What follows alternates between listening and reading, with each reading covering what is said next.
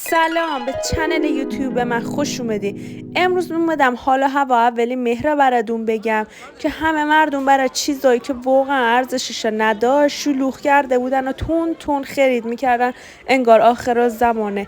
ولی خب حال و هوا اولی مهر اینی شبیه عیده. من خودم خیلی دوست دارم. یه همیشه وقتی تو لوازم تحریری میرم حتی اگه هیچی هم احتیاج نداشته باشم دلم میخواد یه چیزی بردارم بخرم. اینجا عاشق اینجا مدادیا شده بودم ولی به هیچ دردیم نمیخورد. اما انگار پولا تو کارتم میگفت بخیر ما رو حروممون کن، پولا ده بریز تو چا.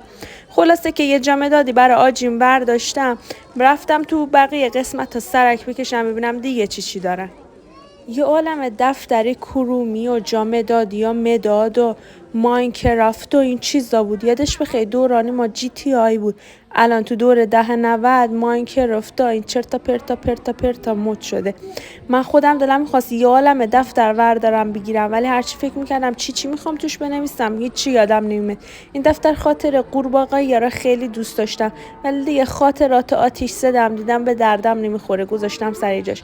اینجا دیدم برگ آچار را مفته، گفتم بذار یه 10-15 تاشو وردارم. همه مردم نگاه میکردن که چرا دارم این کارا میکنم ولی من فقط کاری که خودشون داشتن میکردن نمایشی جلوشون انجام دادم.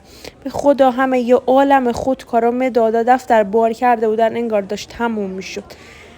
بله همونجوری که تو صحنه میبینین رفتم گذاشتم سر جاش دیدم به این چیزا من نمیخورم برگ آچاری همه میخوام چی کار کنم. این السارم که میبینم همیشه یاد خودم میافتم. خیلی شکلی منه میگه نه الکی اعتماد به نفس. اینجا هم دفتر خاطره داشتم میگشتم یادم اومد من یه سری خاطرات با محمد کلوچه دارم و محمد قلی. گفتم یکی از اینا رو خاطرات بردارم خاطراتم با محمد دیگه بنویسم. خاطراتمون خیلی زیاده. اینجا هم داشتم تصمیم میگرفتم که قهوه خوردن رو شروع کنم و چایی بذارم کنار یا به چای وفادار بمونم و از این کافیا و این چیزا بکشم کنار. حالا یه دونه برداشتم برای شروع تا ببینیم به کجا میرسیم. اینجا چشم خورد به انرژیزا برای اینکه تو ترکم 2 تا بیشتر ور نداشتم. حالا ببینیم ان شاءالله این 2 تا رو هم ترکش کنیم. این قسمتم لوازم خونگی بود. هیچ چیشا احتیاج نداشتم. بی خودی وایساده بودم نگاه میکردم ببینم وسایل هر کدوم به چه کاری میاد. لیوان و این چیزا. دلم میخواست یه چیزی بی خودی همجور بردارم.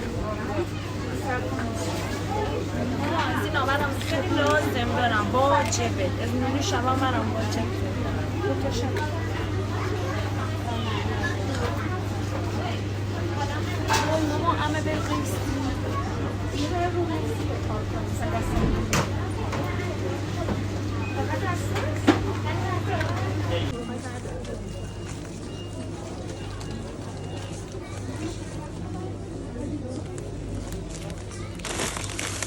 خیلی خوبه.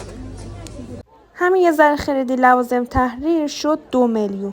یه صفی طولانی هم بود تا بخوایم همین یه ذره را حسابش کنیم. واقعا سخت و طاقت فرسا بود. مرسی که همراه هم بودی. خدافظ.